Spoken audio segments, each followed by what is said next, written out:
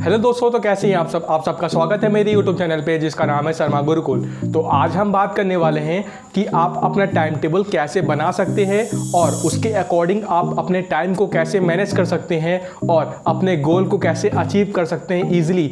आप कई सारे ट्रैक पे भागेंगे, आपके पास कोई टाइम टेबल नहीं होगा तो आप अपने गोल से एक स्टेप पीछे रह जाएंगे और अपने गोल को अचीव नहीं कर पाएंगे। तो आज के इस वीडियो में आप लोगों को बताऊंगा कि आप अपना कैसे प्रॉपर टाइम टेबल बना सकते हैं और अपने टाइम को कैसे शेड्यूल कर सकते हैं और अपनी स्टडीज़ को कैसे मैनेज कर सकते हैं। ठीक है, तो अभी तक आप लोगों ने मेरे चैनल सब्सक्राइब नहीं किया है तो मेरे चैनल को सब्सक्राइब कर लीजिए और बेल आइकन को प्रेस कर लीजिए, जिससे मैं जो भी वीडियो अपलोड करूं वो वीडियो आप लोग को तुरंत मिले।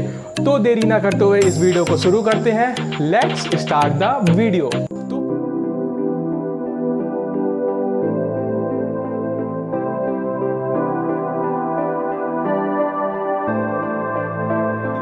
तो पहले तो हम बात करते हैं कि हम लोगों को टाइम टेबल की ज़रूरत क्यों पड़ती है और हम टाइम टेबल क्यों बनाते हैं। हम टाइम टेबल इसलिए बनाते हैं क्योंकि हमको वो स्कोप लगा के दिख जाए कि हम अपने गोल से कितने पास हैं या कितने दूर हैं।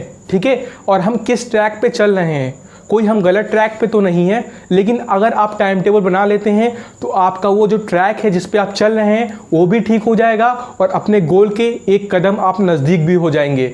इसलिए हमको टाइम टेबल बनाना बहुत ज़रूरी है। कोई भी काम हो, कोई भी वर्क हो, अगर आप उसको टाइम से शेड्यूल करेंगे तो आपके लिए वो बेनिफिशियल रहेगा और आप लोगों से एक स्टेप आगे ही चलेंगे लाइफ में। एक चीज़ ध्यान में रखिएगा। ठीक है, अब सेकेंड पॉइंट पे बात करते हैं कि जब हम टाइम टेबल बनाते हैं तो हमको किन चीज़ों को ध्यान में रखना चाहिए और किन बातों को ध्यान में रखते हुए हमको टाइम टेबल बनाना ज़रूरी होता है। ठीक है, हमको किन बातों को ध्यान में रख के टाइम टेबल बनाना चाहिए, ये पॉइंट बहुत बड़ा है।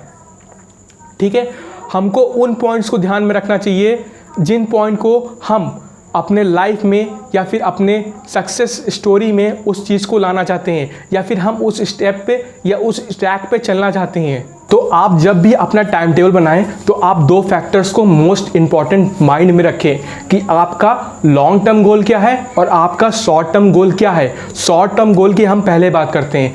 मान लो आप 6 आवर्स पढ़ाई करना चाहते हैं, आपको 6 आवर्स में ये टॉपिक्स ख़त्म करने हैं। ठीक है ना, फिर आपका आता है 1 वीक का शेड्यूल, आपको 1 वीक में ये चैप्टर्स ख़त्म करने हैं, 1 मंथ में ये सिलेबस ख़त्म करना है, आपको 6 मंथ्स में ये लाना है। सेशंस में आपको सेशन 1 में आपको इतने परसेंटेज फोड़ने हैं, आपको सेशन 2 में इतने परसेंटेज फोड़ देना है।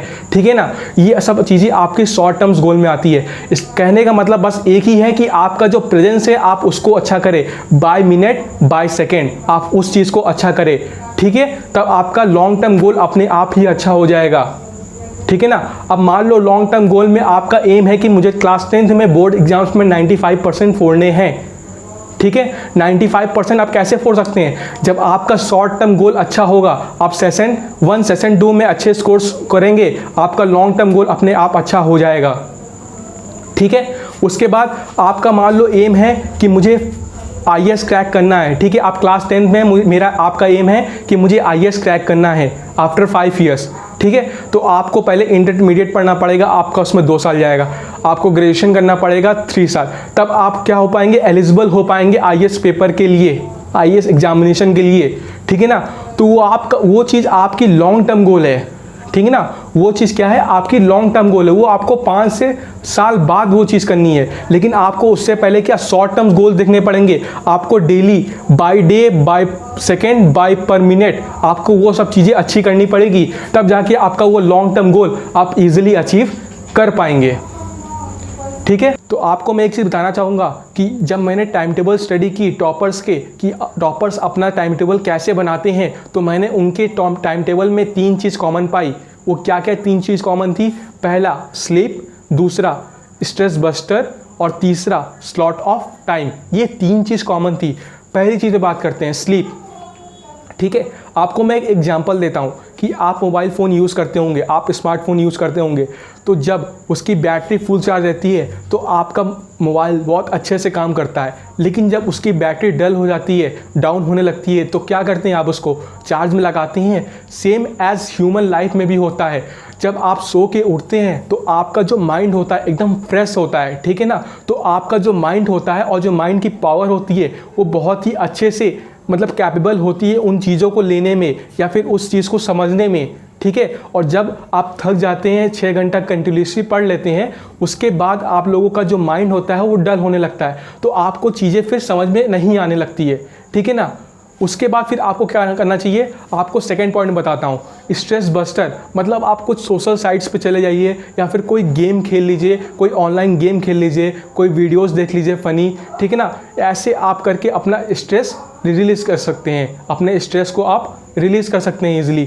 आजकल तो बहुत प्रचलित गेम है ऑनलाइन जो पबजी है, ठीक है ना, आप उसको खेल सकते हैं अपने स्ट्रेस को रिलीज़ करने के लिए। अब ये नहीं कि आप 30 से 40 मिनट्स गेम खेले, उसके बाद आपने उसको फिर और दे दिया 20-30 मिनट्स और बढ़ा दिया, 1 से 2 घंटा खेलने लगे, वो फिर आप लोगों के लिए हानिकारक हो सकता है, ठीक है। अब थर्ड पॉइंट पे बात करते हैं, स्लॉट्स ऑफ टाइम। आपको जैसे मान लो आप स्टडी करते हो तो आप ये ना बनाओ कि मुझे 2 घंटा फिजिक्स पढ़नी है, 2 घंटा मैथ्स पढ़नी है, 2 घंटा साइंस पढ़नी है। आप ये बना के चलो कि मुझे अगर मैं 2 घंटा पढ़ता हूँ तो मुझे ये टॉपिक इतने पेजेस मुझे ख़त्म करने हैं और ये टॉपिक्स के मुझे नोट्स बनाने हैं और उन टॉपिक्स को फिनिश कर देना है, ठीक है ना। आप टीना डाबी के देख सकते हैं, मैं यहाँ पे कुछ आपको स्क्रीन में दिखा रहा हूँ उनका टाइम टेबल। उन्होंने भी कुछ ऐसे ही टाइम अपना शेड्यूल किया था और वो all India rank IAS topper थी, उनकी ऑल इंडिया रैंक फर्स्ट थी ऑल इंडिया में, ठीक है ना। उन्होंने अपने टाइम टेबल में स्लॉट्स बना रखे थे और उन्होंने बताया था अपने इंटरव्यू में कि जब मैं स्ट्रेस रिलीज़ करने के लिए कुछ करती हूँ तो मैं सोशल साइट्स का यूज़ कर लेती हूँ कभी कदार, ठीक है।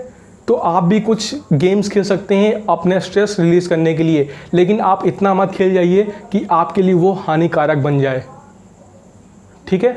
अब बात करते हैं चौथे पॉइंट पे कि अगर आप कोई चैप्टर पढ़ते हैं जो आपके लिए नया है तो उसको कैसे मैनेज कर सकते हैं ईजिली, ठीक है ना।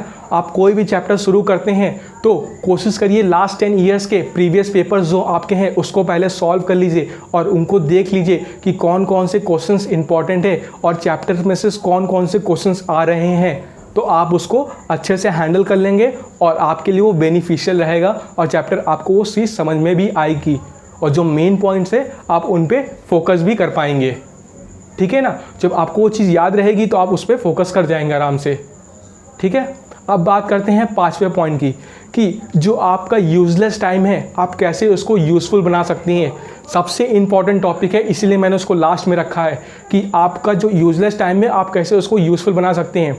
जैसे मान लो आप सोने जा रहे हो तो सोने से 15-10 मिनट पहले आपने जो डे में जितनी भी चीज़ें पढ़ी हैं उसको एक बार रिवीजन कर लीजिए, ठीक है ना।